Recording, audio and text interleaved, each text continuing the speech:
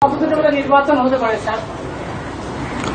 এইটা তো কেউ বলে না, এখনো আলাপ হলে তখন দেখা যাবে কতদিনে হলে ভালো হবে, যেটা আপনারা বলেন।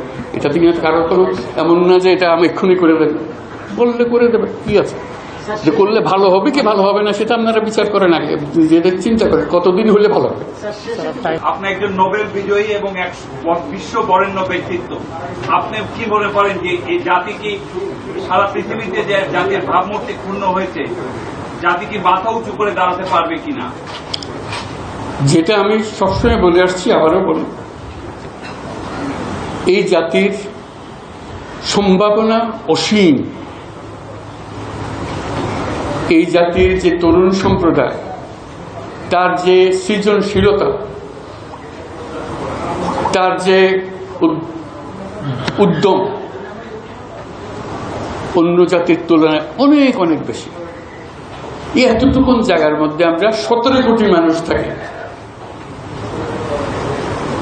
এই 17 কোটি মানুষকে আমরা আরো বহু উপরে নিয়ে যেতে পারি, শুধু এই গুতাগুতি মারামারি খুনাখুনি এটার থেকে বাঁচছে, আর তো কিছু নেই। তো ওরা তো জানেই সবাই কি করতে হবে।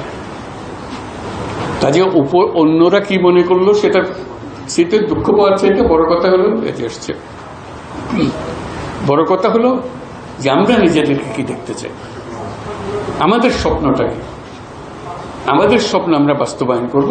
এবং আমাদের স্বপ্ন বাস্তব, আমাদের যে স্বপ্ন, আমাদের যে ক্ষমতা, এটা যদি আমরা করি, পৃথিবীর মানুষ এমনি ভাবা দেবে। পৃথিবীর বহু দেশে তো যাই, কাজে দেখি এর চাইতে ঘনিষ্ঠ একটা জাতি, পরিবারভুক্ত জাতি খুব কম দেশে আছে। আমরা ভাগ্যবান জাতি শিখেছি, কাজেই আমাদেরকে সেই লক্ষ্যে যেতে হবে। বলুন।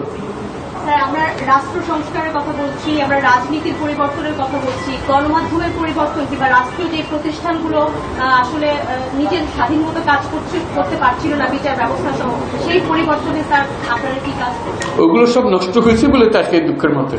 কাজে আপনি এটা যদি পরিষ্কার না করেন আর যাবেন কোথায়, আবার বর্বরতার মধ্যে থেকে গেলেন। কাজে এটা পরিষ্কার করতেই হবে, এটার কোনো বিকল্প নেই। আপনি যতভাবেই বলেন, প্রত্যেকটা জিনিস, এটা এই না যে এই জিনিস নষ্ট হয়ে গেছে, ওরকম না, পুরো জিনিসটাই পচে গেছে। এই পচা জায়গাতে আবার নতুন তত্ত্বজা জাতি আবার তৈরি করতে এবং আমরা পারি। শুধু আমাদের সবাই একত্র হতে পারে, এটা করতে হবে, কঠিন কাজ করতে হবে। কঠিন যদি না হন এটা পারবে না, থেকে যাবে, বীজ থেকে যাবে, বীজ থাকলে